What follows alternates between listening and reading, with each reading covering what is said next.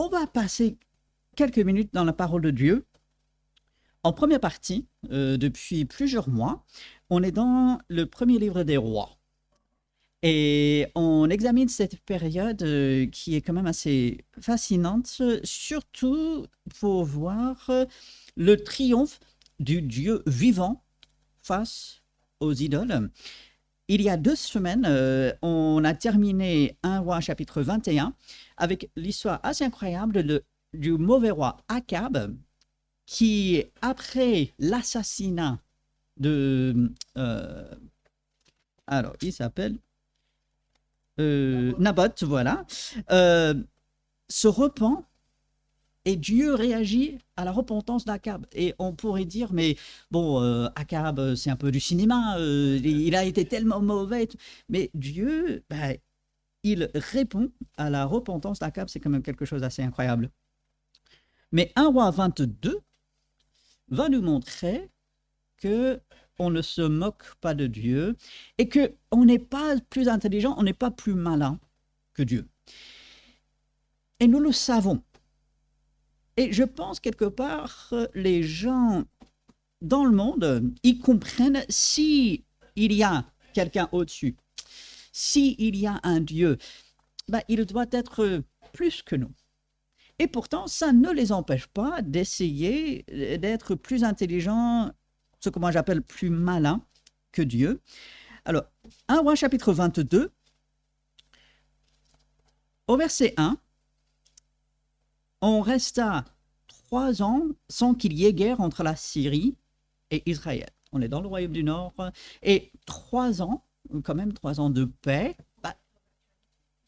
Oui, un peu, oui, comme quoi ce qui se passe aujourd'hui, ce n'est pas totalement nouveau. C'est une histoire très ancienne, des conflits très anciens. Du coup, entre Syrie et Israël, pendant 3 ans, pas de guerre. La 3e année, Josaphat, roi de Juda, descendit auprès du roi Israël. Plusieurs choses ici. Alors, j'ai pas mis la carte, peut-être je préparais pour la semaine prochaine. Jérusalem est au sud par rapport à Israël, le royaume du Nord. Pourquoi est-ce qu'on va parler aller de Jérusalem en Israël en disant il descendit? J'aurais dit ok, mais pourquoi? Oui, mais c'est ça. Jérusalem est située sur une colline, sur une petite montagne, et on n'a pas le temps ce matin. Mais il est intéressant, si on remonte jusque dans la Genèse, à la fois le jardin d'Éden, et cette image revient souvent de là où Dieu, il veut que l'homme soit, là où Dieu place. En fait, c'est là où il est, c'est en hauteur, c'est un jardin, donc beaucoup d'images en fait qui reviennent autour de Jérusalem dans ce sens. Mais voilà, si on voit que ici, Josaphat, qui était plutôt un bon roi de Juda, un peu naïf, comme on va le voir, mais plutôt un bon roi, il va descendre, mais en fait il va aller dans le nord pour voir Akab. Et la question que je me pose en lisant le verset 2, c'est mais qu'est-ce qu'il fait? Mais vraiment, Josaphat, il doit savoir, il doit connaître le comportement d'Akab. Il doit connaître sa femme, Jézabel, qui encore aujourd'hui ce prénom qui suscite un ensemble de sentiments. Il doit savoir quand même. Verset 3, le roi d'Israël dit à ses serviteurs, « Savez-vous que Ramoth en Galade est à nous, et nous ne nous inquiétons pas de la reprendre des mains du roi de Syrie. » Encore un problème. Akab dit, « Ah, il y a quelque chose qui apparemment devrait nous appartenir, on s'en soucie pas, allez, on va le faire. » Où est le problème? Où est Dieu là-dedans? Est-ce que Dieu a dit, ah, vous irez à la guerre, vous allez récupérer cela? Dieu, il est absent ici, jusqu'à ce que Michée, Alors, attention, il ne faut pas confondre avec le prophète dont le livre porte son nom dans la Bible. Ce n'est pas le même Michée, mais un vrai prophète de l'Éternel qui va venir annoncer la parole de Dieu. Et au verset 7, bon, il y a des faux prophètes qui sont là, qui annoncent une victoire. Verset 7, Josaphat dit, « N'y a-t-il pas ici aucun prophète de l'Éternel par qui nous puissions le consulter ?» Donc, Josaphat, bon roi d'Israël, bon roi de Juda, pardon, il se rend compte que, oui, on doit avoir la parole de Dieu, et ces gens-là, il y a quelque chose qui cloche, ça ne sonne pas juste. Alors, est-ce qu'on a un vrai prophète? Verset 8, le roi d'Israël répondit à Josaphat, « Il y a encore un homme par qui l'on pourrait consulter l'Éternel, mais je le hais. » Ah, je le hais, je le déteste, je ne peux pas le supporter. Pourquoi? Parce qu'il ne prophétise que du mal. C'est que du mal, rien de bon. C'est Michée, fils de Jimla. Mais, Akab, tu as déjà bénéficié de la parole de Dieu, de la part de Élisée. Il y a au moins 2 ou 3 autres prophètes qui ont annoncé la parole de Dieu, et maintenant, tu as encore, Dieu te fait la grâce d'entendre encore la parole de Dieu, et là, en fait, tu refuses. Fin de verset 8, Josaphat dit que le roi ne parle pas ainsi, et on va faire venir ce fameux Michée, on va lui dire, écoute, arrange-toi de dire ce que le roi il veut entendre. Et Michée dit, non, non, non, Michée vraiment, c'est un homme remarquable, il dit, non, je vais dire ce que Dieu, il me dit. Et c'est ce qu'il dit, on ne prendra pas le temps de lire tout le récit, mais c'est exactement ce qui arrive. Il y a un peu un aller-retour dans les paroles entre Michée et un des faux prophètes. Et au verset 29, c'est là où on voit, on n'est pas plus malin, on n'est pas plus intelligent que Dieu, on ne peut pas le tromper. Verset 29, le roi d'Israël et Josaphat, roi de Juda, montèrent à Ramoth en Galade. Le roi d'Israël dit à Josaphat, « Je veux me déguiser pour aller au combat, mais toi, revêt-toi de tes habits. » Et le roi d'Israël se déguisa et alla au combat. À chaque fois que je lis cette histoire, je me dis, mais Josaphat, qu'est-ce que tu as entre les oreilles? Vraiment. Mais sérieux, qui pense que c'est une bonne idée? Vraiment. Apparemment Josaphat. Et verset 31, le roi de Syrie avait donné cet ordre aux 32 chefs de ses chars, « Vous n'attaquerez ni petit ni grand, mais vous attaquerez seulement le roi d'Israël. » Bon, il veut tuer le roi ennemi. Quand les chefs de chars aperçurent Josaphat, ils dirent, « Certainement, c'est le roi d'Israël. » Eux, ils n'avaient pas de photo. Ils voient quelqu'un qui ressemble comme un roi, sûrement parce que son char était plus important, parce qu'il avait des vêtements appropriés. Et Josaphat s'enfuit, on va le laisser. Verset 34. Alors, un homme tira de son arc au hasard. Ah, tiens, je croyais qu'avec Dieu, il n'y avait pas de hasard. Ah, il n'y en a pas. Il pense tirer au hasard. Il pense tirer juste comme ça. Mais cette flèche, ce geste même dirigé par Dieu, parce que cette flèche frappa le roi d'Israël au défaut de la cuirasse. Pas ailleurs, mais là où ça allait faire mal, là où ça allait le tuer. Le roi dit à celui qui dirigeait son char, « Tourne et fais-moi sortir du champ de bataille, car je suis blessé. » Et verset 35 nous montre que, en fait, il ne pouvait même pas sortir du champ de bataille. La bataille était tellement engagée qu'il ne pouvait même pas. Et Akab va mourir. Pourquoi? Parce que Dieu le lui avait annoncé. Dieu lui avait dit, tu vas mourir. Akab, il n'a pas prêté vraiment attention à cela. Et Akab va mourir pour ses péchés. Il avait espéré se déguiser, il avait espéré échapper un peu à ce que Dieu avait prononcé.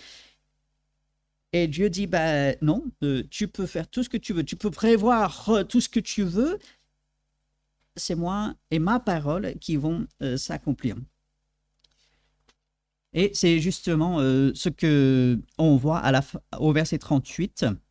Lorsqu'on lava le char à l'étang de Samarie, les chiens léchèrent le sang d'Akab et les prostituées s'y baignèrent, selon la parole que l'Éternel avait prononcée. Akab, lui, il meurt. Les différents rois meurent. Même les prophètes meurent. Qu'est-ce qui subsiste? C'est la parole de Dieu.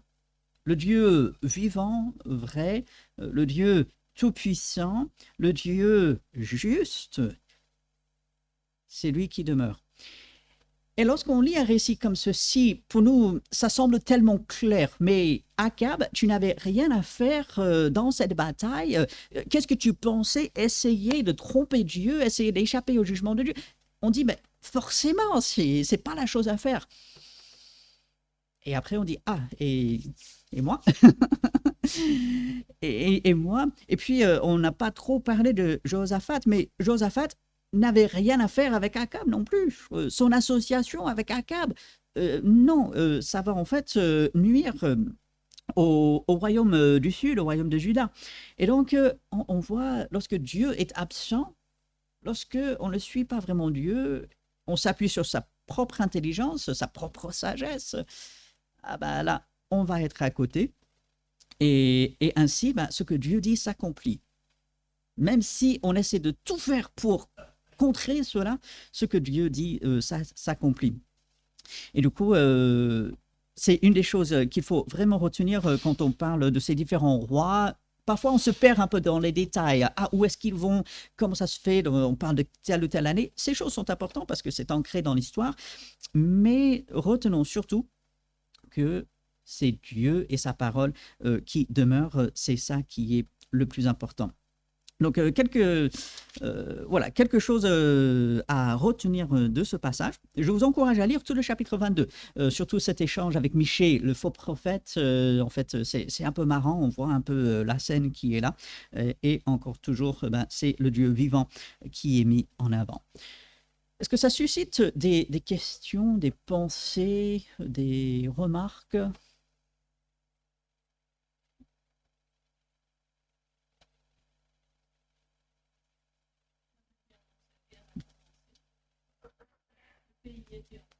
Mais oui. Ouais. Qu'est-ce qu'ils vont chercher des soucis, effectivement. Donc, on avait de la paix pendant 3 ans. Bah, continuons. Là, ils cherchent quelque chose qui ne venait pas de Dieu. Donc, oui, effectivement. Ouais. Akab qui appelle cette guerre en disant Ramoth-Galad nous appartient. Alors que c'était un royaume divisé, ils prétendent qu'ils sont unis, alors Ouais. qu'ils ne le sont pas. Et Josaphat va aller combattre une bataille qui n'est pas la sienne. Absolument. Mais Akab essaie de lui faire comprendre c'est aussi ta cause. Ouais. Et ce n'est pas la sienne. Absolument. Et parfois les gens essaient de nous embarquer dans leur cause. Mm. Et on se laisse prendre, mais ce n'est pas notre combat. Absolument. Là, Josaphat, déjà, il n'avait rien à faire. Là, il aurait dû rester à Jérusalem. Et là, effectivement, il se laisse entraîner par Akab qui dit, ouais, ben, on est à peu près pareil, allez, on est ensemble et tout. Et c'était un peu pour sa perte à Akab, mais aussi ça a nui à Josaphat par la suite également. Donc, oui, effectivement, faisons attention de ne pas se laisser entraîner dans des affaires qui ne nous appartiennent pas, où Dieu ne nous a pas appelés. Ouais. Ouais.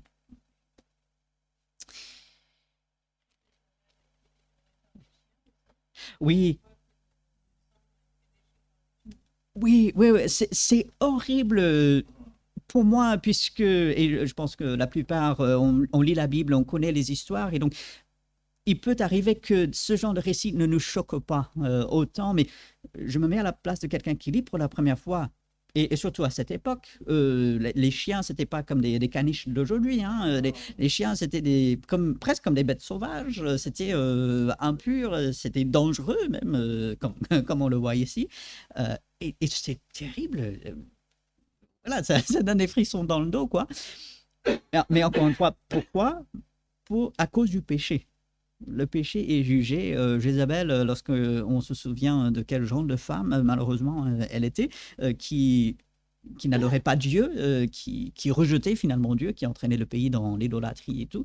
Et le juste jugement de Dieu qui tombe, aussi terrible que ça peut paraître, on dit, oula, quand Dieu parle, quand je suis devant Dieu, je fais attention, quoi. Donc, détail, on va dire, désagréable, mais selon la parole que l'Éternel a prononcée, était prévu d'avance, oui, sur les chiens. oui, c'est ça. Et même Dieu avait prévenu. Il a dit, voici comment ça va se passer. Il y avait toujours la possibilité de repentance. Et Dieu répond à la repentance. Mais si on ne se repent pas, ben Dieu dit, ben, ça va se passer.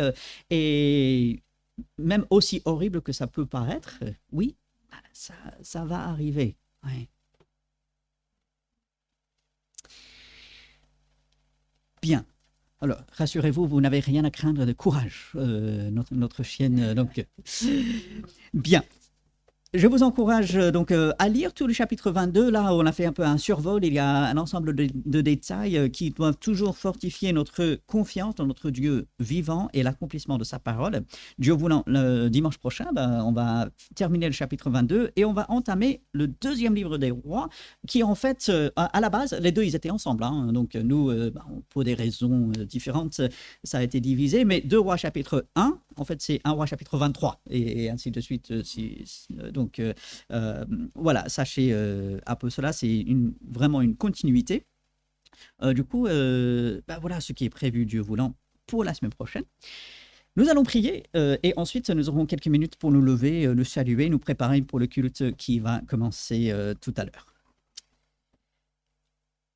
Oui, Seigneur, nous te louons, nous te remercions que tu as gardé ces histoires par écrit pour que nous puissions les lire, pour que nous puissions voir ta main à l'œuvre, voir ta puissance, ton contrôle, l'accomplissement de ta parole, de voir que tout se passe comme tu as prévu.